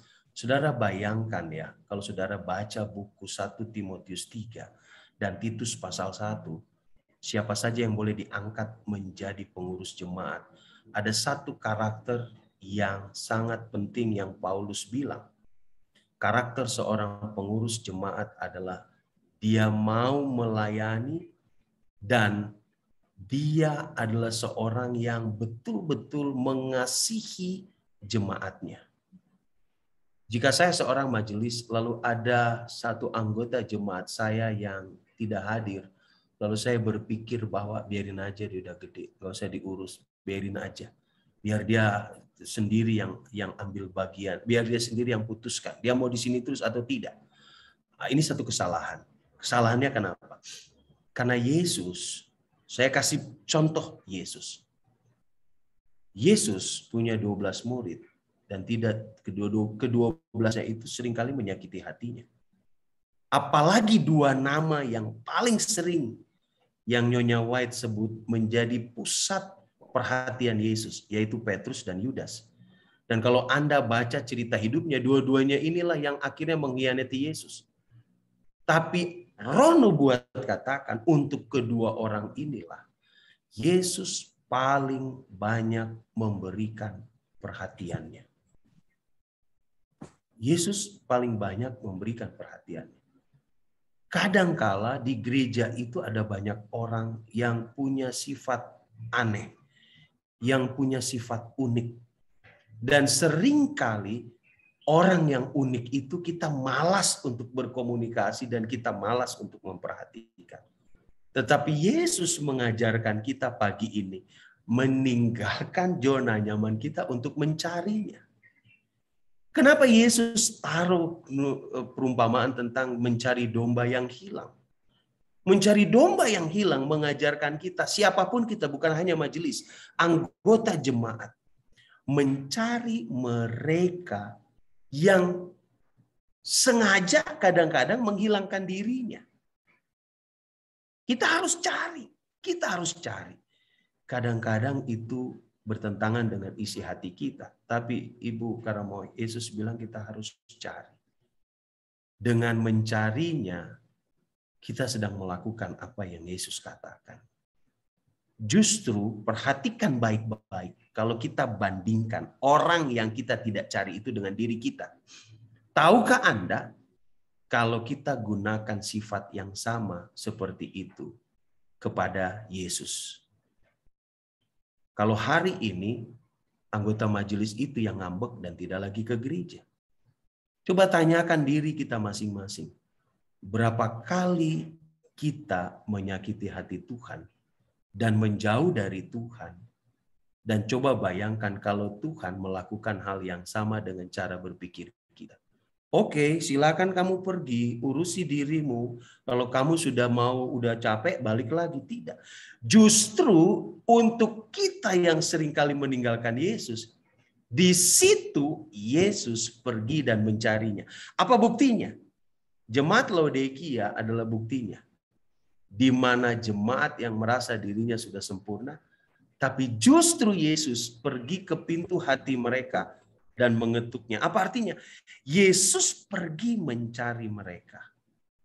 Jadi Ibu Karamoy dan kita semua yang hadir pagi ini, kita sering akan ketemu dengan orang seperti itu. Kita akan bertemu bukan hanya di gereja, di rumah kita ada orang yang seperti itu. Di pekerjaan kita ada orang yang seperti itu. Tapi pagi ini Tuhan minta sama kita, maukah kita meninggalkan zona nyaman kita dengan mengosongkan diri, menganggap siapalah kita nothing, bukan apa-apa, bukan siapa-siapa, untuk pergi menjangkau mereka. Itu yang Tuhan mau. Seandainya semua umat Tuhan bekerja mencari yang hilang, saya percaya laporan pimpinan gereja Masa Advent hari ke-7 di akhir tahun ini akan berbeda. Bayangkan dari 1 juta, ini contoh kasus. Karena 1 tahun itu yang dibaptis bukan puluhan juta. 46% hilang. Nah, Anda bayangkan kalau seandainya seluruh gereja, anggota jemaat, majelis jemaat memiliki sifat seperti Yesus. Saya percaya kita akan menurunkan jumlah orang yang keluar dari pintu belakang. Kita hanya pintar menjangkau mereka untuk masuk, tapi kita lupa menjaga mereka untuk tidak keluar. Kita harus ubah. Itu jawabannya mungkin Ibu Karam. Iya, Pendeta. Terima kasih banyak. Ini memang masukan yang sangat baik ya, karena banyak sih yang berpendapat seperti itu karena merasa mereka sudah dewasa secara rohani. Tapi ternyata kalau berpikiran seperti itu mereka belum dewasa juga secara rohani ya Pak Pendeta ya. Karena perlulah tetap dijangkau mereka supaya mereka tahu bahwa mereka juga punya tanggung jawab kan di dalam gereja. Bukan bukan seenaknya aja, kalau mau pergi mau datang gitu. Ya, benar, terima kasih banyak ya Pak Pendeta. Ketika saya mencari yang hilang, tahukah Anda, saya sedang menjaga diri saya untuk tidak hilang. Anda mengerti kenapa Tuhan Yesus suruh kita cari yang hilang? Pada waktu kita cari yang hilang, saya sedang menjaga diri saya untuk tidak hilang. Bukankah itu hal penting untuk kita? Cuma kita seringkali tidak berpikir bahwa itu penting. Ya. Silakan Mira. Oke. Mungkin kita bisa tutup. Yes. Semoga kan ini ya jelas ya, Kak Marlin ya. Jelas banget pasti nih. Oke. Begitu baiknya pembelajaran kita pada pagi hari ini. Intinya adalah bagaimana kita secara pribadi ya, Pendeta, untuk dapat mengosongkan, artinya meninggalkan. Ini sampai 0 loh, karena kita sebagai umat ataupun juga anak-anak yang mengaku anak-anak Tuhan, kita mau mengikuti cara hidup Yesus. Dan Yesus hidup dengan memilih pilihannya untuk mengosongkan 0. Nah, inilah kira-kira yang boleh kita sama-sama cerna, sama-sama gumuli ya Pendeta. 0 loh, 0. Oke, ada closing statement Pendeta atau kita langsung berdoa? Silakan Pendeta. Apakah kita mau meninggalkan zona nyaman kita yang kita anggap bahwa itu adalah keberuntungan dan pencapaian yang tertinggi dari kita? Padahal ternyata itu justru membawa kita kepada kehancuran. Atau kita mau memasuki sesuatu yang sulit Namun, Roh Kudus tidak pernah meninggalkan kita untuk menopang kita melewati situasi yang sulit dan untuk membentuk karakter kita seperti Yesus. Pilihan itu ada di tangan kita. Namun Allah mau kita mengambil keputusan untuk seperti Yesus. Amin. Oke, mungkin ada yang ingin didoakan spesial sebelum pendeta akan berdoa. Kalau tidak, kita akan segera tutup. Pendeta boleh dengan doa. Mari kita berdoa. Pastor, doakan kami, Pastor. Oh iya, Ibu Sylvia, apa yang perlu didoakan? Pelayanan saya di Luk Banggai, Pastor. Ya. Terus terang saya banyak kendala, tapi seperti Pastor bilang tadi, tetaplah menginjil agar supaya tetap kuat iman toh. Dan juga doakan untuk pendeta Boy Alu yang selalu menopang saya, yang kebetulan sama-sama juga ada dalam Zoom ini, Pastor. Doakan ya, Pastor, dalam pelayanan. Oke. Ya, kita akan doakan. Baik, mari kita sama-sama tunduk kepala dan kita berdoa. Maha besar Tuhan Allah Bapa kami di surga. Pagi ini kami belajar satu pelajaran yang sebagai manusia kelihatannya sulit untuk kami lakukan. Yaitu Yesus berkomitmen mengosongkan dirinya. Melepaskan segala hak-haknya sebagai Allah. Untuk menjadi hamba. Dia dengan sengaja memilih. Dia berjalan hari demi hari untuk memilih menjadi hamba agar dapat mengangkat kita untuk datang kepada Bapa. Pilihannya adalah sesuatu yang sulit. Karena justru ketika dia memilih menjadi hamba, dia diperlakukan semena-mena.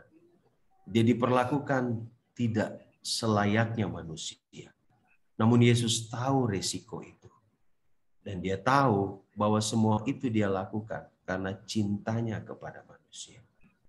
Dan Yesus meminta kami yang hadir pagi ini untuk mengambil keputusan yang sama seperti dia. Berkomitmen untuk meninggalkan zona nyaman kekristenan kami yang seringkali hanya berpikir bahwa sudah cukup ke gereja, sudah cukup ibadah, sudah cukup memberikan persepuluhan. Namun kami lupa untuk hidup, meninggalkan hak-hak kami, menawarkan diri kami untuk menjadi berkat buat orang lain. Meninggalkan kenyamanan kami untuk mencari mereka yang saat ini dalam situasi sulit, bahkan hilang untuk dibawa datang lagi kepada Tuhan. Bantu kami Tuhan, sebagai manusia berdosa, kami sudah terlalu enak dengan hal-hal yang penuh kenyamanan, namun berujung kepada kehancuran. Bantu kami untuk tinggalkan semua itu. Bahkan bantu kami sebagai orang tua mengajarkan hal ini kepada anak-anak kami. Ketika kami meninggalkan zona kenyamanan kami, menghadapi situasi sulit, menghadapi beratnya pelayanan seperti yang Yesus lakukan, sebenarnya Tuhan sedang membentuk karakter kami. Tuhan sedang mengajarkan kami untuk menjaga keselamatan diri kami sendiri. Dan Tuhan berjanji, kami tidak akan berjalan sendiri ketika kami menghadapi situasi sulit. Roh Kudus akan selalu hadir untuk menopang dan memberikan kekuatan kepada kami. Sebagaimana Yesus kuat ketika dia dianiaya. Sebagaimana Yesus kuat ketika dia diperlakukan tidak adil. Oleh karena Roh Kudus menopangnya, maka Roh yang sama akan menolong kami. Pagi ini kami berdoa untuk seluruh umat Tuhan yang hadir. Kiranya Engkau memelihara satu persatu mereka. Membuka tingkap langit dan mencurahkan berkat untuk memenuhi kebutuhan mereka. Memberikan hikmat bijaksana akal budi bagi mereka. Menjadi orang tua yang baik. Menjadi anak Tuhan yang baik. Dan menjadi umat Tuhan yang ada di sekitar untuk menjadi berkat bagi sesamanya yang lain. Tuhan, kami berdoa untuk Ibu Sylvia dalam pelayanannya setiap hari. Hamba tahu Tuhan, dia suka menginjil. Dia suka memenangkan jiwa. Ada banyak pengorbanan yang dia sering lakukan untuk menjangkau orang untuk datang kepada Yesus. Dan dia ditopang, dikuatkan oleh pendeta yang selalu memberikan nasihat dan doa baginya. Tuhan berkati Ibu Sylvia dengan keluarga. Tuhan berikan kepadanya hikmat dan kuasa. Dan Tuhan berikan kepadanya kemampuan untuk menjangkau lebih banyak jiwa datang kepada Tuhan. Dan biarlah jiwa-jiwa yang dimenangkannya, dia boleh jaga itu. Sambil menunggu kedatangan Yesus yang kedua kali. Di saat yang sama dia menjaga keluarganya untuk tetap setia kepada Tuhan. Berkati pendeta yang hadir hari pagi ini yang juga mendoakannya. Hamba berdoa Bapa, kiranya Tuhan berikan kepada kami hari ini kesehatan, kekuatan, agar kami boleh lewati satu hari persiapan untuk mempersiapkan diri kami menyambut hari Sabat Tuhan yang suci. Sebelum kami berpisah, izinkan hamba-Mu mengangkatkan tangan, dan tangan-Mu yang tidak kelihatan itu kiranya ada di atas kepala dari seluruh anak-anak Tuhan yang hadir. Saudaraku, jika engkau pagi ini mendengarkan firman yang disampaikan kepadamu, Tuhan berjanji, Ia akan mengangkat engkau di atas segala bangsa. Berkat-berkat ini akan datang dan akan menjadi bagianmu. Diberkatilah engkau di rumah, diberkatilah engkau di jalan, diberkatilah engkau dimanapun engkau pergi. Tuhan memberkati keluargamu, Tuhan memberkati keturunanmu, dan semua kaum ibu, Tuhan memberkati buah kandungan. Ia akan memberkati dapurmu, tempat makananmu, hasil kebunmu, hasil ternakmu, dan segala pekerjaan tanganmu. Ia akan buka tingkap langit, mencukupi segala keperluanmu, dan kau akan memberikan pinjaman kepada banyak orang, dan kau sendiri tidak memerlukan pinjaman apapun, karena Tuhan yang mencukupi kebutuhan.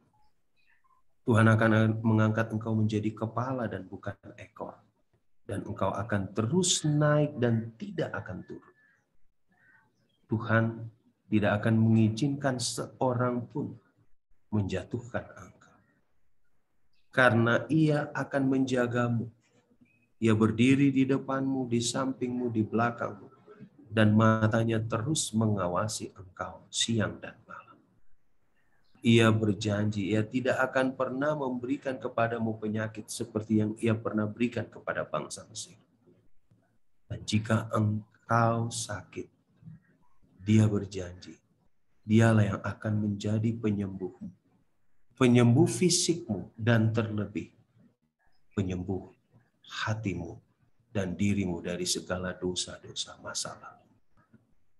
Tuhan akan memberikan segala berkat ini kepadamu.